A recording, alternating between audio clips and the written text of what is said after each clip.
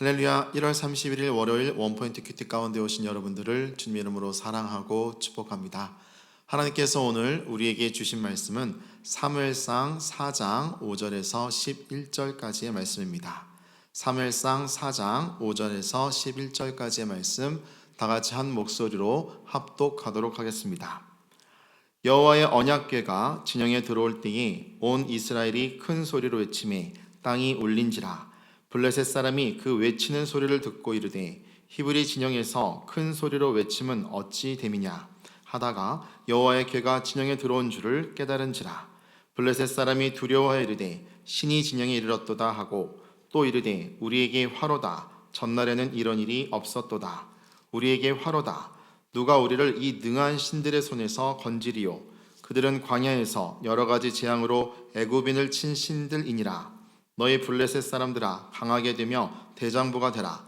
너희가 히브리 사람의 종이 되기를 그들이 너희 종이 되었던 것 같이 되지 말고 대장부같이 되어 싸우라 하고, 블레셋 사람들이 쳤더니 이스라엘이 패하여 각기 장막으로 도망하였고 사륙이 심히 커서 이스라엘 보병에 엎드러진 자가 3만 명이었으며 하나님의 궤는 빼앗겼고 엘리의 두 아들 홈니와 비느하스는 죽임을 당하였더라.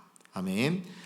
이 시간 조종할 수 없는 하나님이란 제목으로 담임 목사님께서 말씀 전해 주시겠습니다. 할렐루야. 네, 오늘도 우리 이제 복된 월요일입니다만은 또 우리 1월 31일 또 1월의 마지막 하루를 또 보내는 날입니다. 그럼에도 불구하고 성경이 계속 날마다 주께로가 행진되는 것처럼 우리 인생은 연속성상에 있어요. 이 가운데 정말 우리가 환연히 보이는 우리의 영원한 믿음의 정도, 좌로나 우로나 치우치지 않는 정도, 하나님의 말씀입니다. 오늘도 하나님의 말씀으로 여러분 더 복되고 승리하시기를 바랍니다. 특별히 이 이스라엘 백성들이 블레셋과의 싸움에서 패배했습니다. 4천 명이 죽었습니다. 자, 이 부분에 대해서 말씀이 희귀하고 하나님의 음성이 잘 들리지 않는 시대에 전쟁에 패하게 된 것은 하나님께서 이 백성에게 돌이키기 위한 하나님의 일종의 채찍과 같은 거예요. 그래서 여호와를 다시 찾고 성전의 예배가 회복되고 하나님께 묻는 사사를 통하여 하나님이 직접적으로 통치하고 지휘하는 것을 원하셔요. 이 백성들 그거 잘 모르죠. 우둔했고 둔감해졌기 때문에 모릅니다. 엘리의 수십 년의 제사장 사역은 어떤 면에서 보면 막힌 사역이었다 하는 거예요. 오늘 영적인 제사장인 저와 여러분이 기도가 막히고 찬송이 막히고 예배가 막혀 있으면 당신의 존재 이유는 뭐예요? 남에게 짐이 되고, 그렇다고 해서 당신이 인생을 스스로 내릴 수 있는 그런 권리도 있는 것이 결코 아닙니다. 다시 회복하셔야 돼요. 그 길밖에 없어요. 네? 길이 없다 할 때 그 길 하나밖에 없다는 거예요. 탈선하면 그 길이 없는 겁니다. 우리는 제사장직으로 회복해야 되고 중보자로 회복해야 되고 예배자로 회복해야 합니다. 바로 이것이 우리가 가는 길입니다. 그래서 나도 살고 가정도 살고 공동체도 사는 겁니다. 자, 오늘 이렇게 전쟁에 4천 명이나 죽는 참담한 현실을 경험하자 오늘 이스라엘 사람들은 특별한 게임 체인저를 하나 생각했어요. 그것이 뭔가 하면 법궤입니다. 법궤를 가져오면 이기겠다. 이 말은 모든 공동체가 공감했던 거예요. 정말 그럴까요? 법궤를 가져오면 이길 수 있을까요? 5절에 보십시오. 여호와의 언약궤가 진영에 들어올 때 온 이스라엘이 큰 소리로 외치며 땅이 울린지라. 4천 명이나 비참하게 죽은 상황에서 이제 법궤로 인하여 저 블레셋은 우리 앞에 처참하게 죽을 것이다. 환호성을 지르며 법궤를 환영합니다. 자, 6절 보세요. 블레셋 사람이 그 외치는 소리를 듣고 이르되 히브리 진영에서 큰 소리로 외치면 어찌 됨이냐 하다가 여호와의 궤가 진영에 들어온 줄을 깨달은지라. 자, 이때만 해도 기세는 이스라엘 편이었습니다.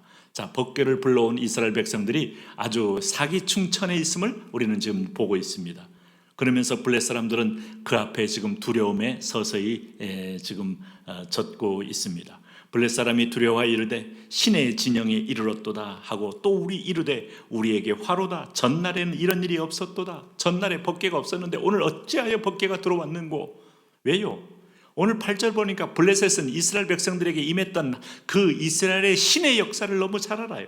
우리에게 화로다. 누가 우리를 이 능한 신들의 손에서 건지리요. 그들은 광야에서 여러 가지 재앙으로 애굽인들을 친 신들이니라.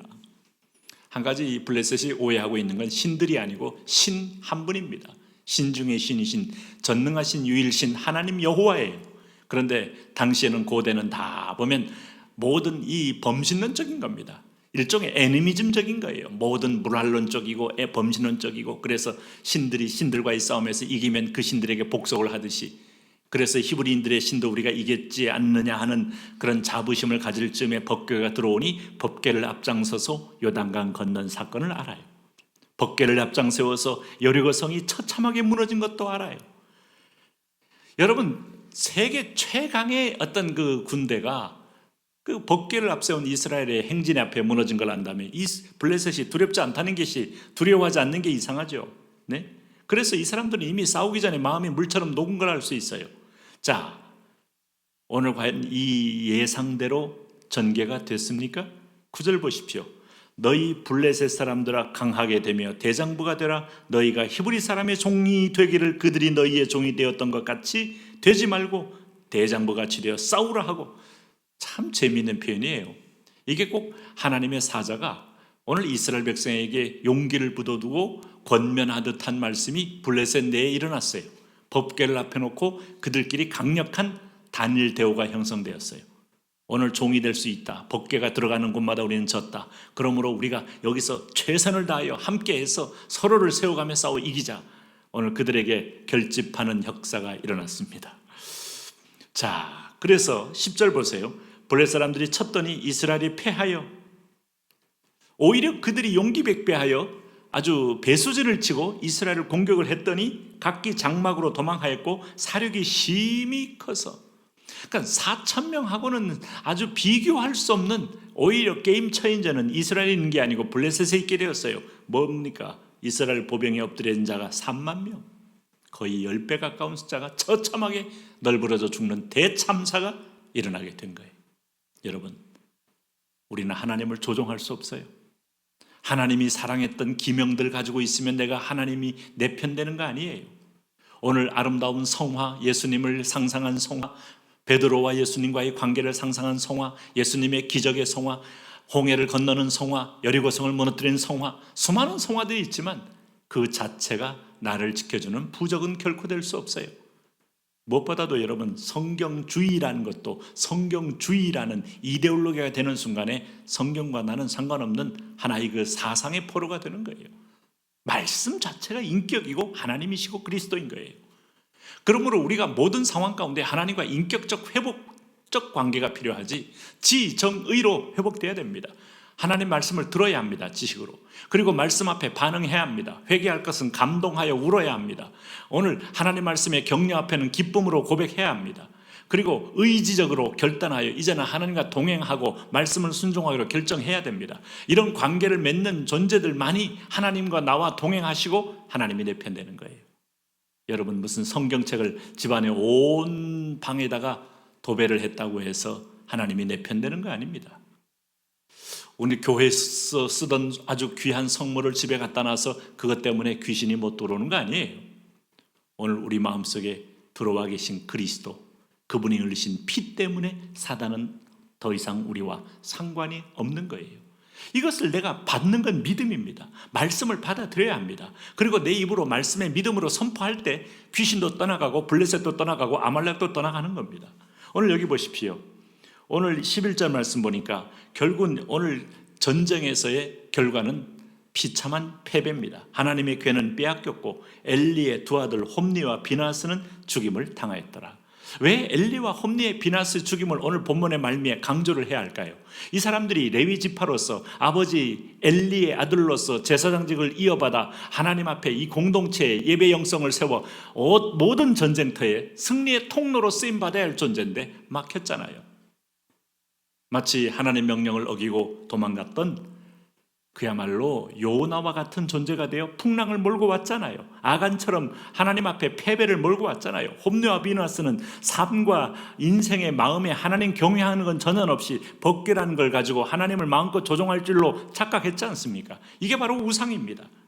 그 결과 그들은 거기서 비참하게 죽게 되었습니다.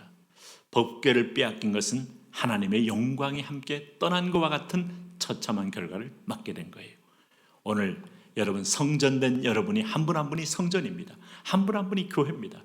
제가 간간히 말씀드리지만 좋은 교회는 내가 좋은 성교회가 될 때 좋은 교회가 바로 내 안에 있습니다. 오늘 모든 상황 가운데 주님과 동행하며 손을 붙잡고 행진하면서 곳곳마다 승리하는 여러분 되시기를 바랍니다. 그렇습니다, 주님. 오늘도 우리는 성물로 하나님을 대신할 수 없습니다. 성화로도 대신할 수 없습니다. 전통으로도 대신할 수 없고 지금 인격적으로 말씀하시는 당신과의 이 아침부터의 교통과 교제를 통하여 동행하기를 원하오니 주여 내 손 잡아 주옵소서. 주여 이끌어 주옵소서. 주여 앞장서 주옵소서. 예수님 이름으로 기도합니다.